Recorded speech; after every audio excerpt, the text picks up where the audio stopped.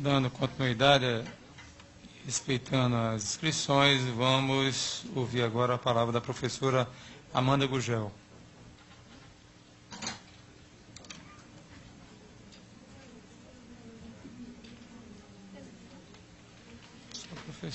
Bom dia a todas e todos. Durante cada fala aqui, eu pensava em como organizar a minha fala, né? Porque, assim, são tantas questões a serem colocadas e tantas angústias, né, do dia a dia, de quem está em sala de aula, de quem está em escola, e eu queria, pelo menos, conseguir sintetizar minimamente essas angústias. Mas também, como as pessoas apresentam muitos números, e como sempre colocam, os números são irrefutáveis, eu gostaria também de apresentar um número para iniciar a minha fala, que é um número composto por 3 algarismos apenas, bem diferente dos outros números que são apresentados aqui com tantos algarismos, que é o número do meu salário, né? Um 9, um 3 e um 0. Meu salário base, R$ 930. E aí eu gostaria de fazer uma pergunta a todas e todos que estão aqui, sim, em nível superior, com especialização. Se vocês conseguiriam, mas também respondam só se não ficarem constrangidos, obviamente. Se vocês conseguiriam sobreviver ou manter o padrão de vida que vocês mantêm com este salário? Não conseguiriam. Certamente, esse salário ele não é suficiente para pagar nem a indumentária, né, que os senhores e as senhoras utilizam para poder frequentar esta casa aqui. Não é?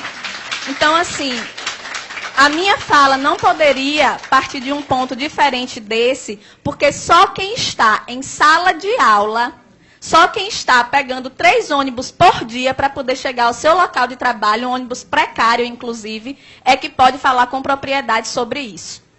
Fora isso, qualquer colocação que seja feita aqui, qualquer consideração que seja feita aqui, é apenas para mascarar uma verdade, que é uma verdade visível a todo mundo, que é o fato de que, em nenhum governo, em nenhum momento que nós tivemos no nosso estado, na nossa cidade, no nosso país, a educação foi uma prioridade. Em nenhum momento. Certo? Então, assim, me preocupa muitíssimo a fala da maioria aqui, inclusive da secretária Betânia Ramalho, com todo respeito, que é, não vamos falar da situação precária porque isso todo mundo já sabe. Como assim não vamos falar da situação precária? Gente, nós estamos banalizando isso daí. Estamos aceitando a condição precária da educação como uma fatalidade. Estão me colocando dentro de uma sala de aula com um giz e um quadro para salvar o Brasil. É isso. Salas de aulas superlotadas, com os alunos entrando a cada momento com uma carteira na cabeça, porque não tem carteiras nas salas. Sou eu a redentora do país? Não posso, não tenho condições. Muito menos com o salário que eu recebo.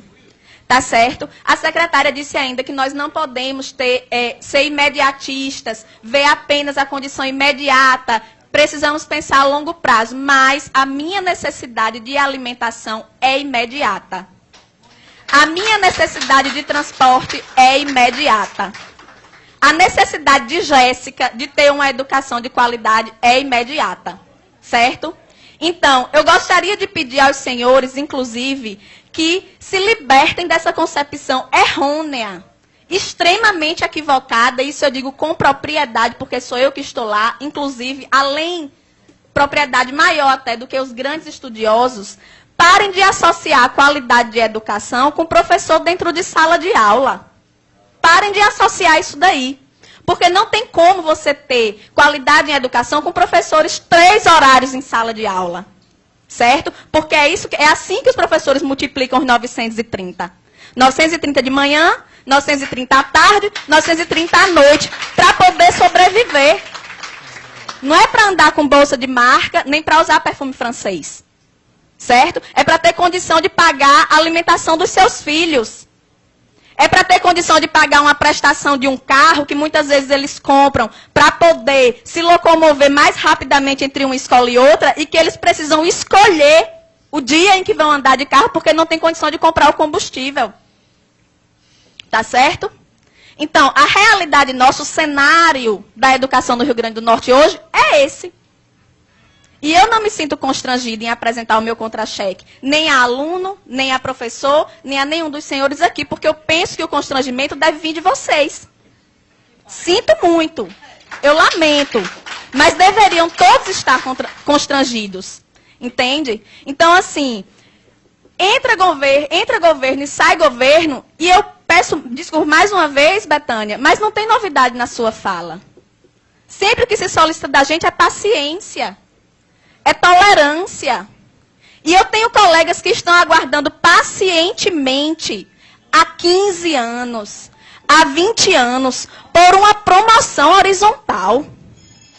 Professores que morrem e não recebem uma promoção.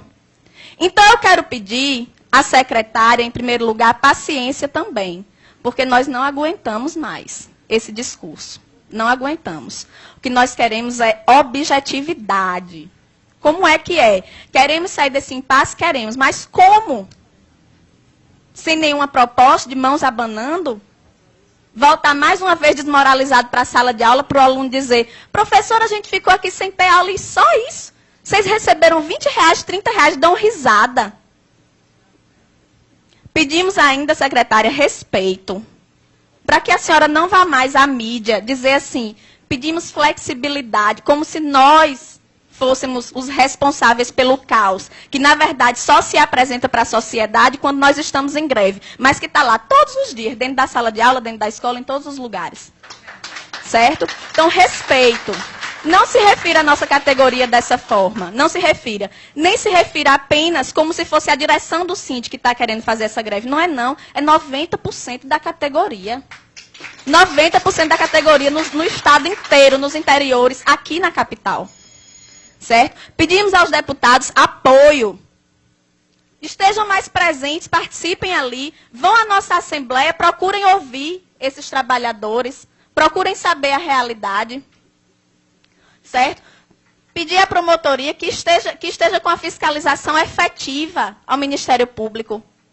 Que não seja para dizer, professor não pode comer desse cuscuz, não, porque é um cuscuz alegado que a gente come, o cuscuz da merenda, porque a promotoria está para lhe dizer que a merenda é do aluno, não é do professor. Certo? É assim que funciona. Diga-se de passagem, nós não temos recursos para estar nos alimentando diariamente fora de casa. Não temos para isso. Certo? Então, são muitas questões mais complexas, certo? São muitas questões muito complexas que poderiam ser colocadas aqui, mas, infelizmente, o tempo é curto e eu gostaria de solicitar isso. Em nome dos meus colegas que comem o cuscuz alegado, em nome dos meus colegas que pegam 3 ônibus para chegar ao seu local de trabalho, em nome de Jéssica, que está sem assistir aula nesse momento, mas que fica sem assistir aula por muitos outros motivos, por falta de professor, por falta de merenda, certo? É isso que eu quero dizer.